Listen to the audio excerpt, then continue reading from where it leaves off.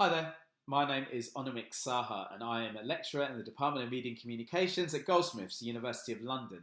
I'm sorry I can't be with you today, but I am very grateful for this opportunity to be able to share with you some of my ideas, albeit through time and space, on this issue of diversity, particularly in relation to race. And what I want to argue is that the way in which diversity is currently conceptualised doesn't do nearly enough to attend to the real forms of discrimination, marginalisation, and exclusion that people of colour face in the cultural industries. And in the process, I'm going to argue for a new radical form of diversity. I hope that sounds okay. So anyway, let me begin. In the past few years, we've had a number of high-profile British celebrities, from Idris Elba to Riz Ahmed to Lenny Henry, all speaking in Parliament about the urgency of fixing the lack of diversity in the media. This has occurred alongside ongoing issues of misrepresentation, the demonisation of black youth and Muslims, veiled or otherwise, the dehumanisation of migrants and refugees, the sexualisation of women of colour, the exoticisation and simultaneous denigration of South and East Asian culture. To be fair to the media, even in the most commercial organisations, they recognise that they have a problem with diversity, but the initiatives that they have put in place quite simply are not working. Research shows time and time again that the cultural industries remain overwhelmingly white and middle class, with men the most privileged. So why are they not working? Is it simply the case that they are not being implemented properly? Critics of these initiatives suggest that they are only ever lip service, tokenistic, have no real resources behind them. In my new book, Race and the Cultural Industries, apologies for the shameless plug, I argue that diversity initiatives serve an ideological function, which I'm going to talk about now.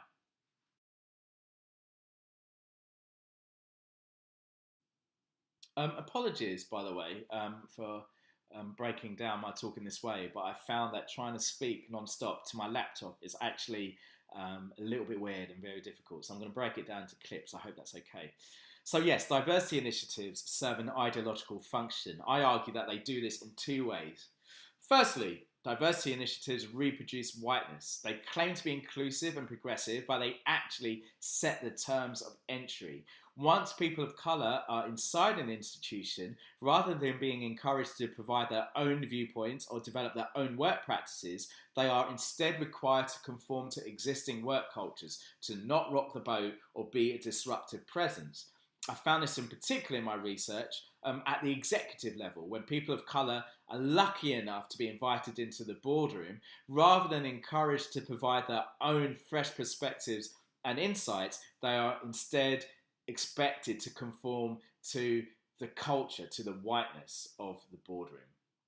Secondly, diversity initiatives transform racial and ethnic minorities into commodities. Racial identities become a quality from which you can derive economic value. So within diversity discourse, race holds value, though one that is extracted mostly by white institutions. And this is clearly illustrated when businesses or education institutions use people of colour in their promotion material as a recruiting tool. If you click on any university website right now, I guarantee you will see people of colour as these universities present their campuses as these kind of multiracial havens, when the reality is in fact something quite different. Basically, I argue that diversity initiatives in their current form are a way of managing the demands of racial and ethnic minorities while keeping them at arm's length. After all, white privilege, no matter how well-meaning, no matter how inclusive it wants to be, is not going to dismantle itself. And it's in this way that Herman Gray describes the discourse of diversity in the cultural industries as a technique of power.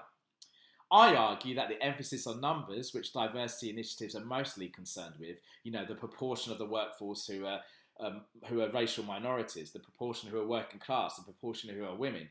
I argue that this emphasis on numbers does not actually deal with the real issue at stake, the way that minorities appear in the media, what Stuart Hall calls the politics of representation. I argue that the real issue is that minorities do not have the same creative freedom as their white counterparts, which affects the stories they are able to tell. Minorities are seen as a riskier investment, so white executives are less likely to take a punt on them. And when they do, they are steered into reproducing recognizable tropes of race, which end up essentially being based on racial stereotype that are seen as to will resonate with the mainstream white audience. So, if we are to conceptualize a radical form of diversity, it needs to be focused not on numbers, but enabling the practice of minorities. Or put another way, removing the constraints that tie to forms of control that they are subjected to more than their white counterparts in order to produce more enlightened representations of race.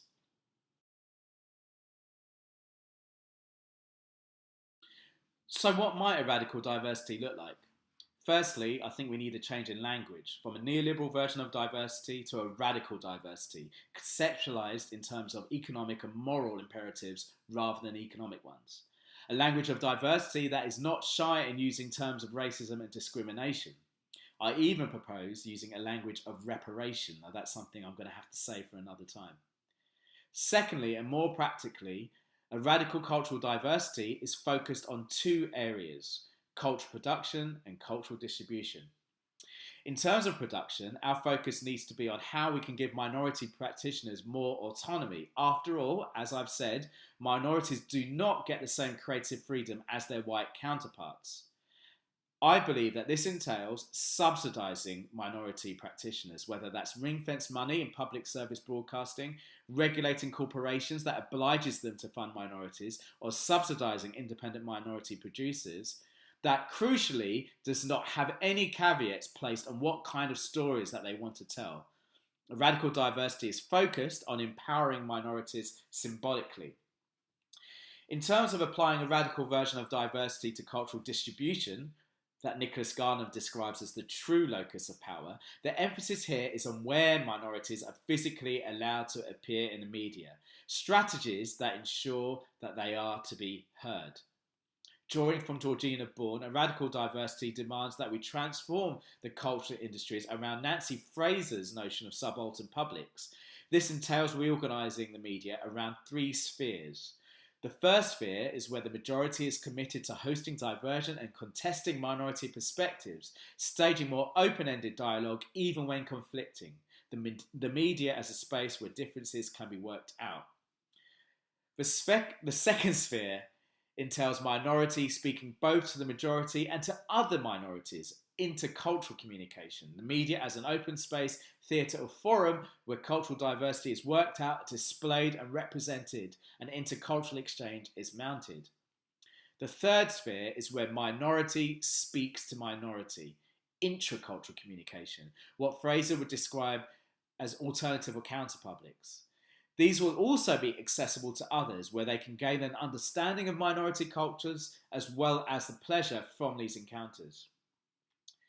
Also related to cultural distribution, I want to see subsidies specifically for the marketing and promotion of minority productions. This is the biggest challenge for black and brown producers, getting noticed. Funding specifically for marketing will tackle this.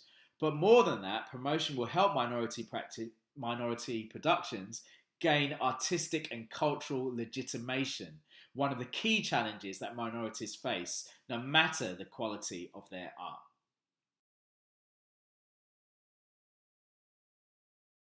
So to conclude, a radical diversity in the cultural industries is not just about access and numbers.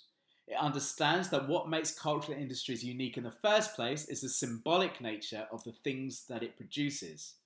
As such, a radical diversity is focused on enabling the practices of minorities within the cultural industries and allowing them to tell the stories that they want to tell. So we need new strategies focused on alleviating the tighter forms of control that minorities experience. And I argue that this needs to happen at the levels of cultural production and cultural distribution. Fundamentally, we need a strategy that undermines neoliberal versions of diversity, that stresses how enabling minorities to represent themselves in the media with full freedom is not just economically beneficial, as it occasionally is, but is a matter of social justice. So that's my talk. Thank you very much for listening. I'm sorry I can't be there to answer any questions. Feel free to say whatever you want to say about my paper, safe in the knowledge that I'm not there to hear you. But if you do want to discuss any of these ideas, please do track me down on email or on social media, and I'd love to hear from you. Thank you very much to the organisers of this panel. Hope to see you again soon. Bye bye.